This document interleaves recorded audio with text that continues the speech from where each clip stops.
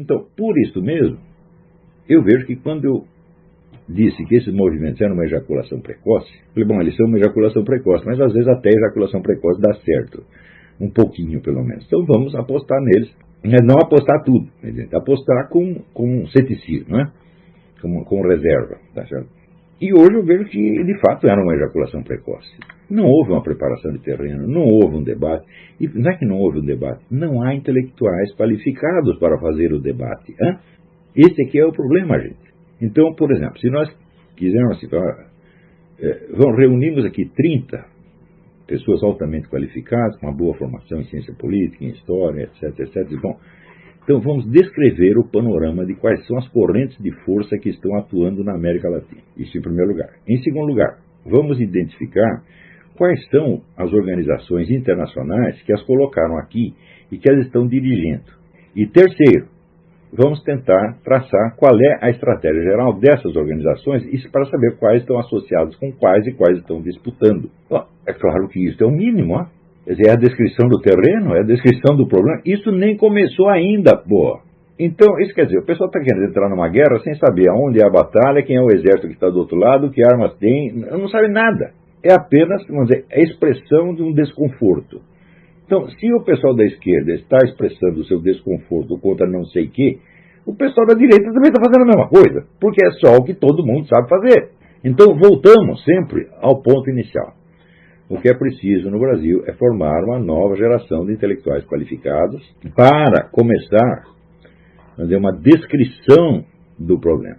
Da descrição do problema, talvez surja uma estratégia, e dessa estratégia, talvez surja um processo de luta que, prosseguindo por 20 ou 30 anos, talvez possa mudar as coisas. Ou seja, o problema não mudou em nada, nós estamos no mesmo ponto, né? E a explosão de indignação que nós vimos pelas ruas, ela expressa corretamente o descontentamento popular, mas é o caso de perguntar qual é a perspectiva de poder que essas pessoas têm. É zero. Se você pegar os revoltados online, o pessoal diz, peraí, você tem um plano para a tomada do poder? Não tem nenhum. Estão apenas dizendo, ai, me dói, ou eu não gosto disso, eu não gosto daquilo, estou com o saco cheio, etc. É somente isso. E isso não é política, né? Isso aí é psicopatologia.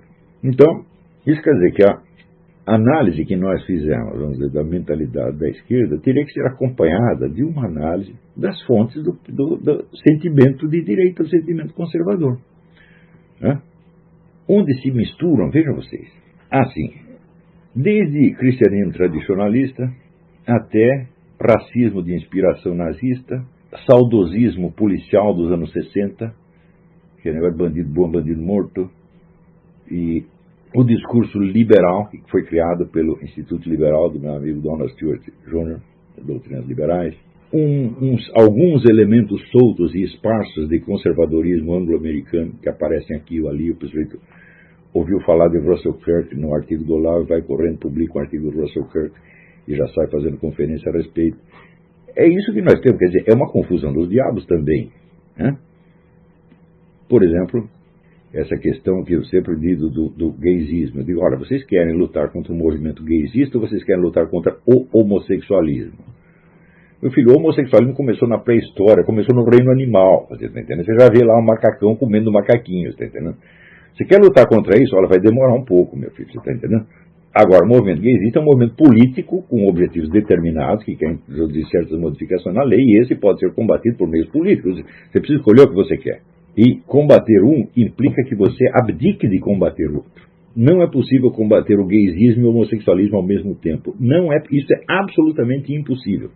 Então, eu digo, essa confusão, isso é só para dar um exemplo de uma das inumeráveis confusões que existem na cabeça desse pessoal. Quer dizer, quando você pratica homossexualismo, ele não afeta a minha vida no mais mínimo que seja. Você se fecha lá no quarto com o outro amigo dele e faz lá o que quiser. Isso não dói em mim, não me afeta de maneira alguma. Mas, se de repente você abrir a boca contra um projeto de lei, se torna um crime hediondo, aí a coisa mudou completamente. Então, eu vejo, por exemplo, nas mensagens que eu recebo no Facebook, quando eu escrevo alguma coisa sobre o movimento gaysista, pelo menos 50% a 60% das mensagens que eu recebo em resposta são anti-homossexuais. Eu digo, que coisa mais inócua do mundo, meu filho. Hein? Você veja, na Itália, no 400, o homossexualismo era crime e era punido com pena de morte. E foi uma das épocas de maior florescimento do homossexualismo em toda a história humana. Isso quer dizer que nem pena de morte acaba com isso. Então, se você está a fim de lutar contra o homossexualismo, meu filho, você faça um plano estratégico de aproximadamente 100 mil anos pela frente e talvez você consiga alguma coisa. Agora, quando o movimento gaysista, o movimento gaysista surgiu ontem e ele pode acabar amanhã. Mas você tem que saber aonde você vai dar o tiro. Mas ainda te digo, se você não obtiver, se você quer lutar contra o movimento gaysista e você não obtém o apoio de uma parte considerável do público gay, você está perdido. Se eles não apoiarem, acabou. Por quê? Se você vincula um projeto político a um desejo sexual, pronto, esse aí ganhou, porque você não vai abdicar do seu desejo sexual. Então o que você tem que fazer é separar uma coisa da outra. E se você insiste no discurso anti-homossexual, você está juntando. Então o indivíduo, pelo simples fato de ele ser homossexual, ele acaba aderindo a essa coisa. E daí ele só vai parar quando morrer. Então, isso quer dizer que para ele isso se tornará uma luta de vida e morte, da qual ele não poderá abdicar jamais. E quem fez isso foi o inimigo do movimento gaysista que fez isso. Então, isso revela uma falta de discernimento total. Tá certo? Então, isso quer dizer que, do mesmo modo que eu fiz essa análise das fontes do esquerdismo, as fontes do direitismo também precisariam ser analisadas. Só que aí a coisa é muito mais difícil, porque, no caso do esquerdismo, todas as fontes são de ordem intelectual. Todas elas. Todas elas estão em livros. Tá certo? Elas fazem parte da cultura. E no caso da direita brasileira, as fontes não vêm daí. Você não tem documento. Por exemplo, você não tem um livro que expresse a ideologia policial, que é um elemento importante, né,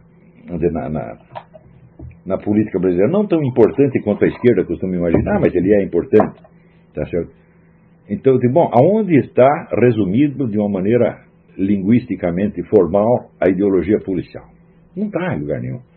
Então, não é uma fonte cultural, não é culturalmente estabelecida. É um zum-zum, é uma coisa anônima. E isso é muito mais difícil de recompor. Fontes desse tipo são muito mais difíceis de você recompor do que fontes escritas, né? Se você perguntar de onde vem exatamente a ideologia liberal e como ela se forma e quais são as relações entre a ideologia liberal e as outras ideologias de direita. Ele diz, bom, você teria que escrever uma história da bibliografia liberal que foi sendo introduzida no Brasil, como é que ela foi afetando um, outro. Por exemplo, o sujeito leu o Hayek, ele pode aderir a essas ideias, mas, bom, acontece que as ideias do Hayek só dizem respeito a um ou dois aspectos da vida histórico-social, não diz respeito aos demais. Então, quando você adere ao Hayek, esse é o caso de perguntar, mas o que você pensa sobre o restante dos assuntos que o Hayek não tratou? Em geral, o indivíduo nem sabe que esses assuntos existem. Quer dizer, que é a adesão atomística a 2 ou 3 princípios isolados. Então, como é possível, vamos dizer, um diálogo, um debate, digamos, entre eu e um sujeito que se diz liberal ou libertário? Não é possível. Por quê? Porque o indivíduo faz a sua carreira em torno da adesão a 2 ou 3 princípios isolados que para ele são fetiches. E isso não vem, vamos dizer, de uma análise real da sociedade, com toda a sua complexidade. Vem apenas de um elemento de identificação que serve como alicerce estruturante da personalidade. O indivíduo se apoia naquilo, ele se identifica com aquilo, porque aquilo faz parte da identidade dele. E ele, evidentemente, não pode abdicar, porque se você destrói aquilo, caiu a identidade. Então, é claro que qualquer discussão nessa área, ela está sempre desnivelada. Eu estou falando de uma coisa e estou falando de outra completamente diferente. Isso quer dizer que uma discussão racional dentro do campo liberal conservador ainda é impossível. Então, se eu pegar, por exemplo, todo o pessoal que organizou essas passeatas, esses movimentos, e perguntar para eles, de vocês aí, qual leu o Pierre Bourdieu? Qual leu o Herbert Marcuse? Nenhum. Qual leu o Georg Lukács, Karl Korsch? Nenhum. Então, quer dizer, eles não sabem nada de marxismo. Eles não sabem contra que estão lutando. Eles estão apenas expressando uma indignação popular justa, verdadeira, real. Tá certo? Mas não há uma visão real do território, da distribuição dos exércitos e assim por diante. Então, voltamos à estaca zero. O que nós temos que fazer é o que nós estamos fazendo aqui neste curso. Nós temos que formar a intelectualidade para que um debate diagnóstico seja possível daqui a alguns anos.